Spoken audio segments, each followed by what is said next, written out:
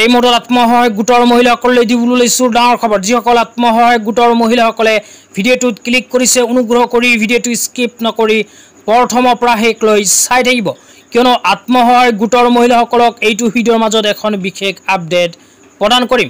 কিয়নো যিসকল আত্মসহায়ক গোটৰ মহিলাসকলে 2023 চনত অমৃত বৃক্ষ আন্দোলন আঁচনিৰ গছপুলি ৰোপণ কৰিছিল, সেইসকল আত্মসহায়ক গোটৰ মহিলাসকলৰ আকৌ 2024 চনৰ ছেপ্টেম্বৰ মাহত নতুনকৈ ৰোপণ কৰিব লাগিব গছপুলি। তো গছপুলি ৰোপণৰ অনলাইন এপ্লিকেশ্যন কিন্তু ইতিমধ্যে আৰম্ভ হৈছে। তো আত্মসহায়ক গোটৰ মহিলাসকলে যদি অনলাইন এপ্লিকেশ্যন কৰিব বিচাৰে তেন্তে নিজৰ হাতত থকা মোবাইল ফোনটো দি কৰিব পাৰে। তো কেনেকৈ কৰিব এতিয়া আপোনালোকক বিস্তাৰিত জনাইছোঁ, অনুগ্ৰহ কৰি ভিডিঅ'টো স্কিপ নকৰি চাই থাকিব।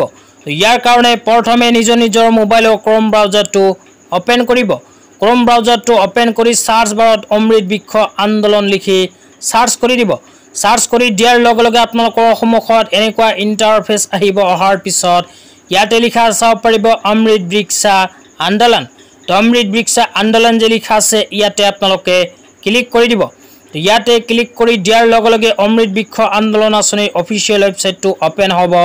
অ'পেন হোৱাৰ পিছত ওপৰৰ ৰাইট চাইডে 3 লাইন অপশ্যনত ক্লিক কৰিব।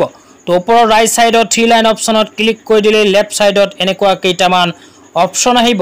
তো ইয়াতে আপোনালোকে একেবাৰে তলত দুটা অপশ্যন লিখা চাব পাৰিব, ৰিনিউ ৰেজিষ্ট্ৰেশ্যন আৰু নিউ ৰেজিষ্ট্ৰেশ্যন। তো যিসকল আত্মসহায়ক গোটৰ মহিলাসকলে 2023 চনত অমৃত বৃক্ষ আন্দোলন আঁচনিৰ গছপুলি ৰোপণ কৰিছিল, সেইসকল আত্মসহায়ক গোটৰ মহিলাসকলে ৰিনিউ ৰেজিষ্ট্ৰেশ্যন অপশ্যনত ক্লিক কৰি কিন্তু এপ্লিকেশ্যনখন ৰিনিউ কৰিব পাৰিব। তো যিসকল আত্মসহায়ক গোটৰ মহিলাসকলে 2023 চনত গছপুলি ৰোপণ কৰা নাই, সেইসকল আত্মসহায়ক গোটৰ মহিলাই নিউ ৰেজিষ্ট্ৰেশ্যন অপশ্যনত ক্লিক কৰি নতুনকৈ কৰিব লাগিব ৰেজিষ্ট্ৰেশ্যন। তো যিসকলে কৰিছিল সেইসকলে ৰিনিউ অপশ্যনত ক্লিক কৰি দিয়াৰ লগে লগে এনেকুৱা এখন ইণ্টাৰফেচ আহি যাব। ইয়াতে প্ৰথমে লিখা চাব পাৰিব মোবাইল নম্বৰ। তো এইটো ঘৰত 2023 চনৰ ৰেজিষ্ট্ৰেশ্যনৰ সময়ত যিখন মোবাইল নম্বৰ দিছিল সেই মোবাইল নম্বৰটো বহাই তলত জেনেৰেট OTP যি লিখা আছে এইটো অপশ্যনত ক্লিক কৰি দিব। তো ইয়াতে ক্লিক কৰি দিয়াৰ লগে লগে আপোনালোকৰ মোবাইল নম্বৰত এখন OTP আহিব। OTPটো অহাৰ পিছত জেনেৰেট OTP ৰাইট চাইডৰ ঘৰত বহাই ছাবমিট অপশ্যনত ক্লিক কৰি দিব। তো ছাবমিট অপশ্যনত ক্লিক কৰি দিয়াৰ লগে লগে ইয়াতে আপোনাৰ নিজৰ নামটো আহি যাব। তো নামটো চোৱাৰ পিছত ইয়াতে কিন্তু আপোনালোকৰ নিজৰ ফুল এড্ৰেছখিনি চাব পাৰিব। তো এইখিনি চোৱাৰ পিছত তলত লিখা চাব পাৰিব ৰিনিউ। তো ৰিনিউ যে লিখা আছে ৰিনিউ অপশ্যনত ক্লিক কৰি 2023 চনৰ এপ্লিকেশ্যনখন 2024 চনৰ বাবে আপোনালোকে নিজৰ মোবাইল দি ৰিনিউ কৰিব পাৰিব। লগতে যিসকল আত্মসহায়ক গোটৰ মহিলাসকলে 2023 চনত অমৃত বৃক্ষ আন্দোলন আঁচনিৰ গছপুলি ৰোপণ কৰা নাই, সেইসকল আত্মসহায়ক গোটৰ মহিলাসকলে নতুনকৈ কেনেকৈ ৰেজিষ্ট্ৰেশ্যন কৰিব সেয়াও আপোনালোকক দেখুৱাই দিছোঁ। তো ইয়াৰ কাৰণে প্ৰথমে আপোনালোকে হোম পেজত গুচি আহিব। অহাৰ পিছত ৰাইট চাইডত 3 লাইন অপশ্যনত ক্লিক কৰি দিব। ক্লিক কৰাৰ পিছত লেফ্ট চাইডত একেবাৰে তলত নিউ ৰেজিষ্ট্ৰেশ্যন যে লিখা আছে এই অপশ্যনটোত ক্লিক কৰি দিব। ইয়াতে ক্লিক কৰাৰ লগে লগে এনেকুৱা ইণ্টাৰফেচ আহিব। আপোনালোকে ৰাইট চাইডে আশা, অংগনবাদী, ডিফেন্স, তাৰপিছত লিখা চাব পাৰিব এডুকেশ্যনেল ইনষ্টিটিউট, ফাৰ্মাৰ, NGO, আদাৰ ইণ্ডিভিজুৱেল, তাৰপিছত লিখা চাব পাৰিব আদাৰ্ছ ইনষ্টিটিউশ্যনেল, তাৰপিছত লিখা চাব পাৰিব ছেল্ফ হেল্প গ্ৰুপ। তো ছেল্ফ হেল্প গ্ৰুপ যে লিখা আছে ছেল্ফ হেল্প গ্ৰুপ অপশ্যনত ক্লিক কৰি দিব। তো ইয়াতে যেতিয়াই ক্লিক কৰি দিব, ক্লিক কৰি দিয়াৰ লগে লগে আপোনালোকৰ সন্মুখত অনলাইন এপ্লিকেশ্যন কৰাৰ ফৰ্মখন এনেকুৱাকৈ অ'পেন হৈ যাব। তো হোৱাৰ পিছত ইয়াতে প্ৰথমে দিব লাগিব বেছিক ইনফৰ্মেশ্যন। তো বেছিক ইনফৰ্মেশ্যনৰ ঠাইত কেটেগৰী অপশ্যনত ক্লিক কৰি দিব। কেটেগৰী অপশ্যনত ক্লিক কৰি দিলে SHG ৰুৰেল আৰু SHG আৰবান দুটা অপশ্যন আহিব। আপোনালোকে যদি গাঁও অঞ্চলত বসবাস কৰে তেন্তে SHG ৰুৰেল দিব আৰু চহৰ অঞ্চলত বসবাস কৰিলে SHG আৰবান দিব। তো ইয়াতে যিকোনো এটা অপশ্যনত ক্লিক কৰি দিব। ক্লিক কৰাৰ পিছত আপোনালোকে নিজৰ ছেল্ফ হেল্প গ্ৰুপৰ নাম লিখিব, তাৰপিছত ছেল্ফ হেল্প গ্ৰুপৰ ID দিব, তাৰপিছত মোবাইল নাম্বাৰ দিব, তাৰপিছত আপোনালোকে full name of SHG member যে লিখা আছে এইটো ঘৰত নিজৰ নামখন লিখি দিব। তাৰপিছত দেউতাকৰ নাম দিব, তাৰপিছত জেণ্ডাৰ অপশ্যনত ক্লিক কৰি ফিমেল জেণ্ডাৰটো সিলেক্ট কৰিব। তাৰপিছত আহিব এড্ৰেছ।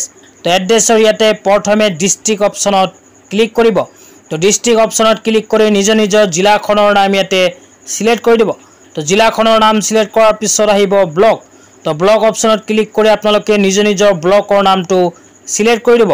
তো ব্লকৰ নামটো সিলেক্ট কৰাৰ পিছত ভিলেজৰ নাম লিখিব, তাৰ পিছত ফুল এড্ৰেছ দিব, তাৰ পিছত পোষ্ট অফিচৰ নাম দিব, পুলিচ ষ্টেচনৰ নাম দিব, তাৰ পিছত দিব লাগিব পিনক'ড।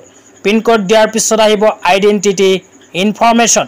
তো আইডেন্টিটি ইনফৰমেশ্যনৰ তলৰ অপশ্যনত ক্লিক কৰি আপোনালোকে যিকোনো এখন আইডেন্টিটি নামৰ ওপৰত ক্লিক কৰিব লাগিব। যিখন আইডেন্টিটি কাৰ্ড আপোনালোকৰ আছে, যেনে Aadhaar card, voter card, ration card, MG NREGA job card, যিকোনো এটা ডকুমেণ্টছ ইয়াতে সিলেক্ট কৰি দিব।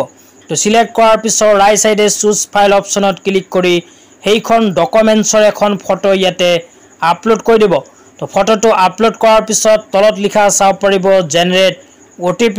তো জেনেৰেট OTP অপশ্যনত ক্লিক কৰি দিলে আপোনালোকৰ মোবাইল নম্বৰত এখন OTP আহিব। OTPটো অহাৰ পিছত জেনেৰেট OTP ৰাইট সাইডত OTPটো বহাই দিব।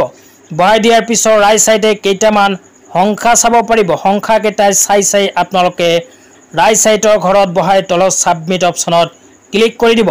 তো তলত যেতিয়া সাবমিট অপশ্যনত ক্লিক কৰি দিব, সাবমিট অপশ্যনত ক্লিক কৰি দিয়াৰ লগে লগে যিসকল আত্মসহায়ক গোটৰ মহিলাসকলে 2023 চনত অমৃত বৃক্ষ আন্দোলন আঁচনিৰ গছপুলি ৰোপণ কৰাৰ অনলাইন এপ্লিকেশ্যন কৰিব পৰা নাই, সেইসকল আত্মসহায়ক গোটৰ মহিলাসকলৰ 2024 চনত নতুনকৈ গছপুলি ৰোপণ কৰাৰ বাবে অনলাইন এপ্লিকেশ্যনখন হৈ যাব।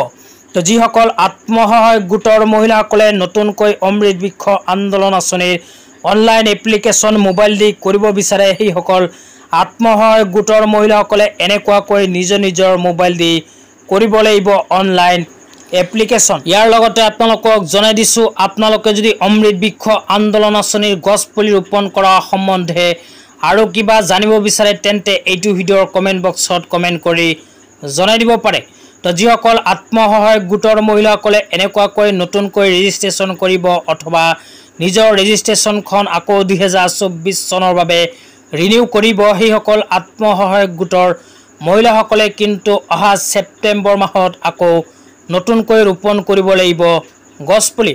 তো গছপুলিখন ৰোপণ কৰাৰ পিছত কেনেকৈ আপোনালোকে লোকেশ্যনৰ সহায়ত কেনেকৈ গছপুলিজোপাৰ ফটো তুলিব, লগতে গছপুলিজোপাৰ ফটো তোলাৰ পিছত সেই গছপুলিখনৰ ফটো কেনেকৈ পৰ্টেলত আপলোড কৰিব, এইবোৰ বিষয়ে যদি সহায় পাব বিচাৰে তেন্তে মোৰ চেনেলত ছাবস্ক্ৰাইব কৰি মোৰ লগত থাকিব, কিয়নো মোৰ চেনেলত অমৃত বৃক্ষ আন্দোলন আঁচনিৰ গছপুলি ৰোপণ সম্বন্ধে সকলোখিনি তথ্য কিন্তু পৰ্যায়ক্ৰমে আপোনালোকক ভিডিঅ' বনাই জনাই দি থাকিম।